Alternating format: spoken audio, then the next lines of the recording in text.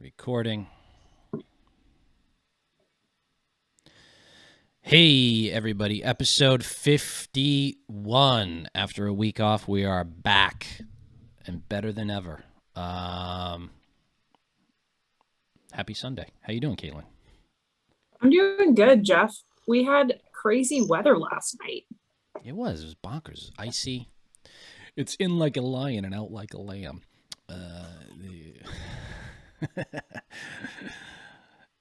Wait, I lost. It was pretty mild during the day, and then all of a sudden it went like, it was still rainy, but like all of a sudden it started like hailing and sleeting and ice, and then crazy wind. I got in from I did the food shopping. Got in, was cold and nasty. I stayed in the whole day. Had a Bloody Mary, made fried chicken.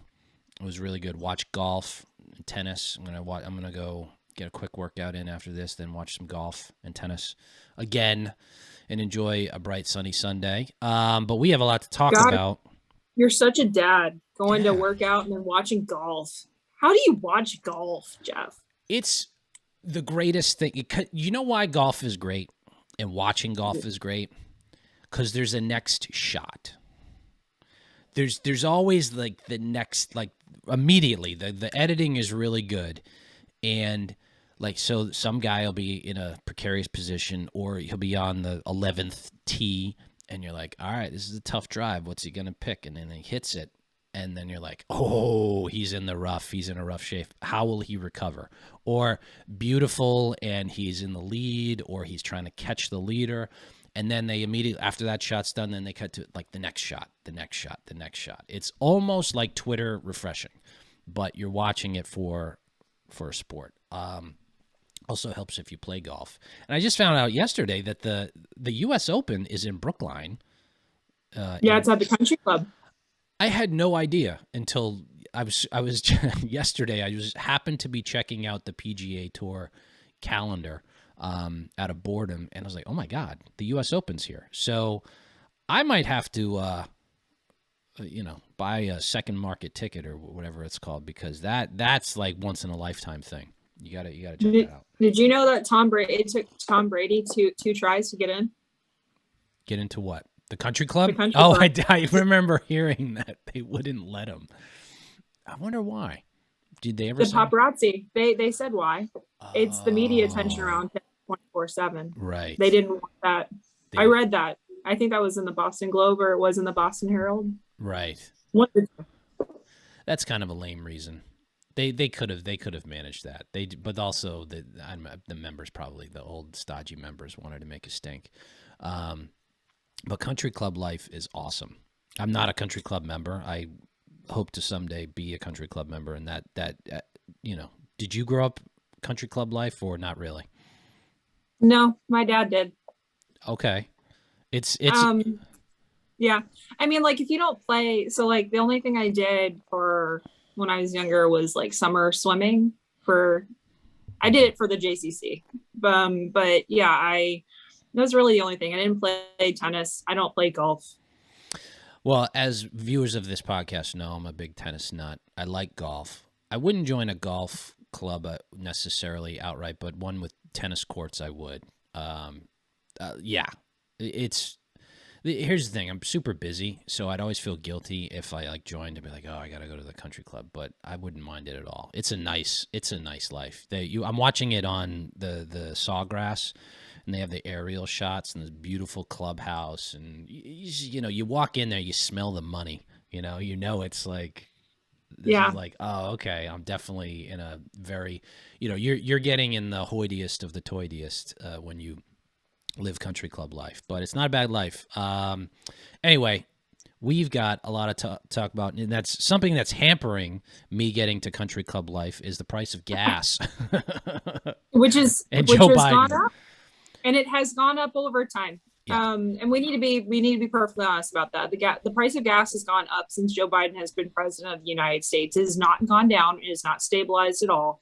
It has progressively gone up. And so Joe Biden this week, due to the fallout from the Russian invasion of Ukraine, the United States put heavy sanctions on Russia that pretty much has, from what we can tell, has destroyed their economy. The biggest ones that would hit Putin really hard, though, is the energy sector ones. Along with that, though, stopping the importation of Russian oil. And to be quite honest, the president and the executive branch can put down sanctions. They can do a lot. It's better when it comes from Congress because it's legislated. And so that means on the tail end, if for those sanctions to come out, they have to be legislated again. And so they're more permanent. We are stopping the importation of oil. We're in a global market, so they decided to get some share of Russian oil. But this week, it's been kind of funny because the White House put out a chart that ended in the year 2020 that showed the Trump administration turned the United States into a net exporter of oil. So that was a cell phone. And then in that same Twitter thread the White House decided to put out, they put out that Biden had kind of flatlined signing oil production leases, while also making the point that it's at an all-time high, but it's at an all-time high because of the Trump administration, yes, who signed a ton of leases. At the on the screen, Kaitlin, I've pulled up for the audience at home the actual chart that the White House tweeted with a giant spike in the year, let's see, 2016, of where we start to export natural gas and oil because of Trump administration freeing up energy production domestically. Yeah, it was a complete cell phone, right? The chart cuts off at 2020. But I want to just circle back on the point you made to beginning. Yes, fuel prices have been going up dramatically since Joe Biden has taken office.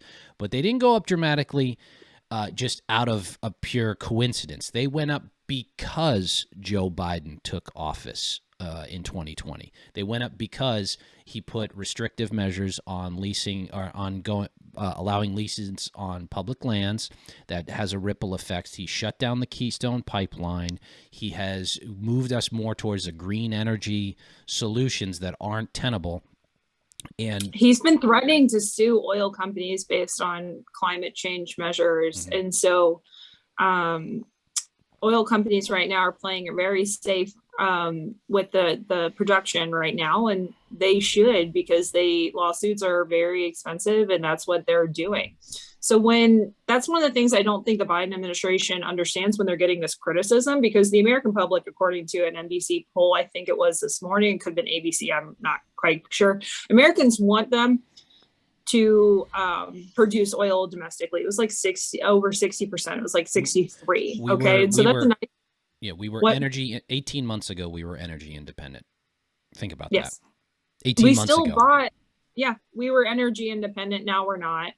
And so that's one of the things that I think, when the Biden administration decided to put a giant shoe into their mouth this week, they are not understanding that all they could do is just tell the truth, that we're going to shift our energy policy into a new level because we now have this threat, right? National security threat of Russia, and we have to adapt, right? Mm-hmm. They could have said that. The American public probably would appreciate it, and their poll numbers probably would have gone a little bit up next week, right? Yep.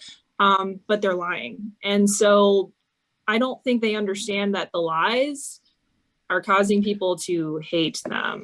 They're lying to appease the left, who doesn't want this, they care about climate change. The left, right? Like that's the thing. Like it's a smaller majority of the left. If we now have polling saying that a majority of Americans wants us to drill domestically for oil based on what happened in Ukraine and our reaction to stopping the importation of Russian oil.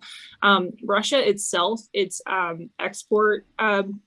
big exports is raw materials and agriculture. So right now, their oil is, Putin did this because oil was over $100 a barrel at the time. Like there's a specific reason he did it. He thought it would enrich him, and it didn't. And he probably banked on the fact that the United States wouldn't pull their Russian oil imports. They did. And so there's going to be widespread consequences to that. In the United States, we need to start looking at, I don't want to say America first, like in a protectionist sort of way. We do need to start looking out for the national security of our country in a situation like this. This is my personal opinion. I think that right now we need to be more national security oriented versus, I don't know, I don't even want to say globalism versus whatever. I don't think that needs to be our focal point. As a part of our national, see, this is the thing. They're not capable of doing what you're speaking about, right? They're not. Oh, they're absolutely. They're inept. In the they lie. Don't. They like. They're stuck in the lie right now. Yeah. They're sold. They're sold into that lie. They can't do it because there's a whole host of things you can do. Yes, you could totally take the handcuffs off of the U.S. domestic energy production, and that would do a lot of good.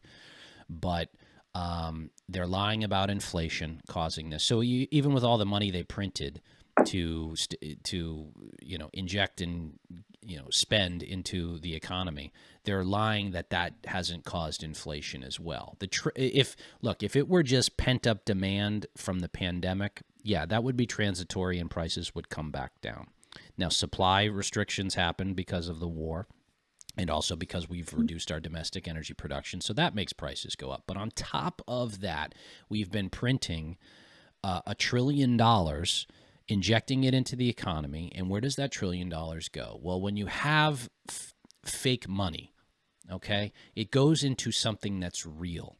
Now, I want the Bitcoin people coming after me, but Bitcoin isn't real. Bitcoin doesn't exist. So if you're putting your money into Bitcoin, your inflationary dollars into Bitcoin, you're the value of something like a cryptocurrency, it only has value if you put value into it. And that's one of the reasons why. So like that's one of the things that I think that people don't really understand here. When Biden says like our spending didn't cause inflation, it actually did, because if we're having a commodities based inflation based on demand, when you inject a ton of fiat into the economy, like you did, with the expectation it would stimulate the economy and keep it afloat, your spending actually did that. That stimulus was not so targeted. It just caused this to get worse. And you on the back end of that didn't take care of the supply chain issues. And so when you have that problem, it does make it worse. You are the problem, Biden. This is the reason why your administration is at fault here, and they're trying to play it off like it isn't. And it scares me because, I mean, it genuinely does, because they have no idea what they're doing, Jeff. And that means that this is going to be here for a long time. It is. So moving on from that, the inflationary aspects of it. So you have sky high fuel prices. Chris Doughty, who's running for governor, had a good idea in Massachusetts. A great idea. I loved this. So it was to suspend the gas tax. Yes. And he decided to go campaign at the gas stations where we're seeing lines, even up in Massachusetts, to give relief to our voters. And that's it. It's such a great idea. I applaud him for doing this. It was awesome. It's good, and it pushes everybody to start talking about it. See, here's the great part about campaigns that I always like to watch, right? So a candidate will have an idea, and so Doughty has an idea, and then all of a sudden the other campaign, it'll be like Jeff Deals in this case, will have to of course he agrees with it, right? Of course he should suspend, Jeff gets that. But watching them try to chase after it and go, God damn it, why didn't we think of that idea first? And then they'll try to copy it. Watch, in a few weeks, there'll be another idea that cut this or cut that. And maybe that'll be a good idea too. But it's funny to me to see how, you just see how they're being desperate when they chase after ideas like this. Now, I'm not sure exactly what happened on Beacon Hill. If it went through the legislature, I can't imagine Baker can just unilaterally suspend the gas tax, right? He probably need legislative approval to do so. They tried to do I guess the push was into a massive spending bill, like a COVID spending bill, because I guess they had to meet some budget lines. And again, our state house is super non-transparent. So they tried to put it in there, and I know a lot of Democrats came out against it, and their words on it were not great. It was very much let them eat cake. Yeah. Yeah. Buy an electric car, ride your bike, take the T. Oh my gosh, the Biden administration coming out and saying like, oh, like your gas prices won't be that high if you just have an electric car. And it's like the average electric car costs as much as most Americans make in a year. Or more. It's $55,000. Like, what kind of planet do you live on where you can just like make a statement like that and then expect to be the voice of the working class? No wonder you're bleeding working class votes. Like, how do you even?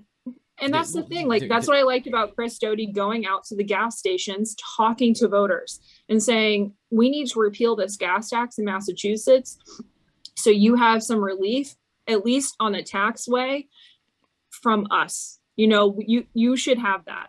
And so, I mean, what are these people thinking? Well, like, it's just so they're not, and it's ideology, but yes. I'm trying to find your when you were at the gas station, the pictures you took of, here we go. Yeah, in Beverly. Where does these are in Beverly. So I usually get gas in Beverly. Okay, so I'll pull this up on the screen right now for everybody. It's scratched off, right? So on the right-hand side there, you can see where there used to be an "I did that" sticker from Joe Biden.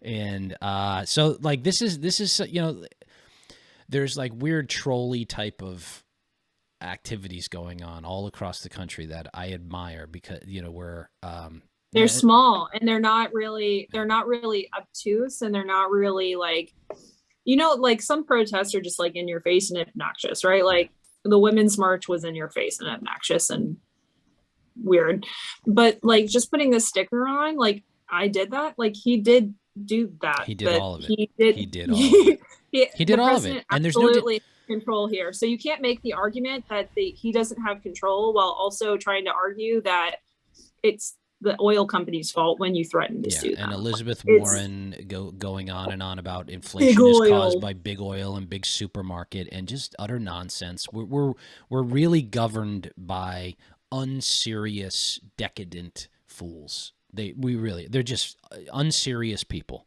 They don't understand how any of the world functions. They live in their little progressive bubble where they just repeat back catchphrases to each other. It's shameful. We do need some serious people in office. We need sane people in office who can say, look, and that's the thing within this spending bill that they decided not repeal the gas tax this week in the state house legislature. So if you don't know, sometimes what government agencies do is put pensions and certain funds into international banks. They decided to not pull their investments out of Russia. And that was legislated upon, which was really stupid because I don't think people understand, like that should have been done when this was happening and US federal sanctions were going down. And now Russia has cut down international trade of their currency. So like their currency can't be traded with like the US dollar. So right now we don't even know what the value of the ruble is. And you put your money in there. So like what, like the state government did. So like if I were an employee of that, I'd be so angry. Right? Like that's the thing. Like, I mean, well, pension funds, they eventually always get bailed out by the taxpayer, so they probably don't have too much to worry about. Which means that's a tax increase on us, guys. Yeah. Thanks for their stupid decision not pulling their money. Good job. Public sector employees should have a 401k plan just like the rest of us. Pensions are a dinosaur, a financial dinosaur, and they need to go away. And the idea of a defined benefit plan nowadays is just absolutely asinine. It makes no financial sense for anybody to contribute to. But moving on from the fuel issues that we were having across the country, something in the past few weeks that has come up prior to the invasion and after the invasion is that we're seeing, and we've talked about it briefly, the Tucker Carlson and the national conservatives, they're called, NatCons, the populists, who's the guy? They've taken a major hit these last 2 weeks where they came out said that Russia would never invade Ukraine, and then they started eating their right. Or eat their stew. There's a sympathetic strain in this populism. The Madison Cawthorn types, right? So him, Sohrab Ahmari. We have who else? Pedro Gonzalez, who's now a guest on Tucker, or was a guest on Tucker himself. There's this sympathy towards Putin, and I've been reading and listening to a fair amount of folks who are discussing it to be like, why? Why are they sympathetic towards clearly an authoritarian thug, right? So I think part of it is that Putin, to them, appeals to this idea of traditionalism, of cultural traditionalism, of big, strong man having the authority to impose traditional, small c conservative values, right? And family, culture, maintaining that. So they see that, they admire it. They think that a flaw, they think it's that we have this idea of small L liberalism in the West, Enlightenment liberalism. They think it's a bug, not a feature of what the way our government is set up, and that our culture here in America, because of Drag Queen Story Hour, is fundamentally flawed. They are wrong, and there is this tone of anti-Americanism in it. They are anti-American, right? The American project is based on Enlightenment ideas, the idea that the individual has rights, that the individual takes precedence over the collective. And this runs antithetical. We are the exception in the world, in world history, right? And especially in modern world history. So they are losing. And I think you can, you can take a communitarian view on that without trying to prop up people like Putin. Mm-hmm. Like, that's one of the things that I don't really understand here is when people really elevate Putin from the American right. Like, Russia has one of the highest abortion rates in the world. So why are we promoting Putin and Russia when they are not like some pallbearer of like conservatism in the world? And their church attendance. I think you tweeted about the church attendance too. Their church attendance is super low. I got this from Nate Hushman, who's a very good journalist. I don't even know if he would call himself a journalist or maybe a commentator. I'm sorry. Anyway, yeah. So they have high abortion rates and very low church rates. And that's one of the things that I think people don't really understand in the American right, that they're a former communistic country. They didn't suddenly go to the right. It's more or less their elite in Russia that are very conservative, but their populace is not very conservative. They're very used to authoritarianism maybe, but they're pretty socially liberal. And with that is ignored by the NatCons, right? Abortion rates in Ukraine are actually lower, and their church going rate is much higher than Russia's. Yeah. And there's a guy, Dave Radoboy, I forget his, but he. I like Dave, but he was, But he's tweeting about he's getting super pissed at Ukrainian propaganda. And like it's shifted because they realize they painted themselves into a corner and are really stuck with their previous Russia sympathies, which they're going to have a tough time getting out of it as this drags on. But, right, I think a lot, and that's one of the things I think that is like so juxtaposed in this situation, right? Okay, so like Russia invaded Ukraine, and right now, Russia has done more to create a Ukrainian national identity than even the EU or NATO could have ever done, right? These are people that are fighting for their right to live in their country in the way that they see fit, in the same way that I don't want to say we did in the American Revolution, but that helped create a national identity, right?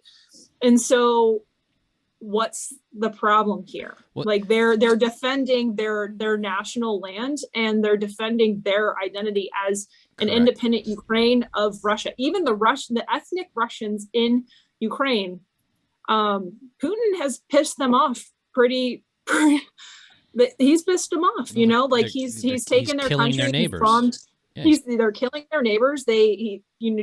disrupting their way of life, and using bombs that are objectively a war crime. And so I just don't get it. That's the juxtaposition I don't understand. These people are fighting for their country and their national identity, and that would be the same thing that you would fight for and promote here in the United States if the same thing happened here. So are you telling me that you wouldn't fight for your own country if the same thing happened here? That's one of the questions that I have from that, because they wouldn't.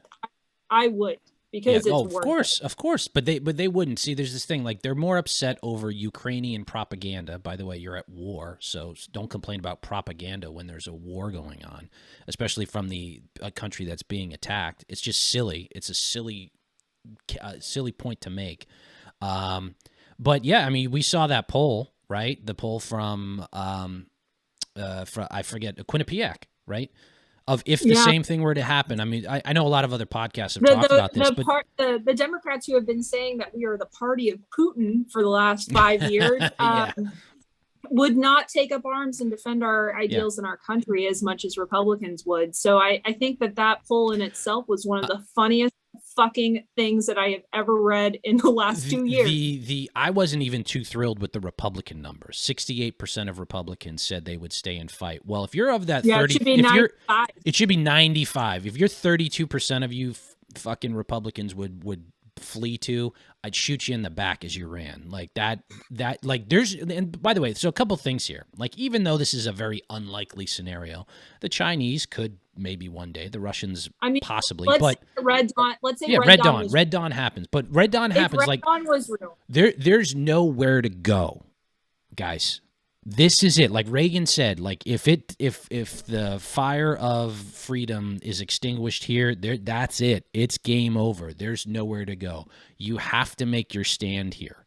You have to make your stand here. And I remember back in the 80s, when Red Dawn came out, the original, and people would talk about, oh, come on, that's so unlikely. That's not going to happen. It's like, okay, probably, but why not? But if it did, I'm going up to New Hampshire or Maine and finding the nearest gun store, and I am loading up and I am defending our country. Bottom line, it is worth it. It is worth it. And so when you look at like people like in Ukraine who are defending their country, defending their values, I don't care about your stance on propaganda at that point. It is worth it. That is what they are doing. And so when I see like Matt and Cawthorn say that Zelensky is a thug and all this other stuff, I don't give a fuck about these people's opinions. Yeah. You sound like an idiot when you say something like that. Yeah. They're fighting against an invasion of their country. Past corruption in the Ukrainian government does not matter when Putin puts his military in a country with the sole goal of invading and putting it into Russia. That is what they are doing. You in the United States would never stand for that. Even if there was, there is corruption in the United States government, let's be real. But at the same time, you will never stand for that. Yeah. So the NatCons, the populists, even some of the libertarians, and this strain does get into the libertarian stuff too. Well, you've lost, so you lost the argument, you lost the case, and I'm glad I know. I'm glad I know who it is. Bullshit. Yeah. You're just loud online. You're just loud. You've lost the argument. It doesn't. Stop trying. You can be quiet. You can be loud if you want, but you're just going to make a bigger fool of yourself. So as we wrap up, I know Kaitlin's got a busy day ahead of her. I want to give a hat tip to Kristina Pushaw, who now follows me and hopefully is watching the show. Go to patreon.com/RINOpod, only $1 a month. We just did a great episode of Inside the Bubble conservatism stuff. Touched on a little bit, went on, but because our favorite potential presidential candidate just lit the place on fire this week with the parental rights bill in Florida that he's going to sign into law, and that the left has lied about and saying it's don't say gay. No, it has nothing to do with that. It has nothing to do with that, because no one gives read a the shit. bill. If you're gay, straight, bi, whatever, read the bill. Kids should not be learning sex education in kindergarten. Get over yourselves. But it's not even sex education. It's sexuality.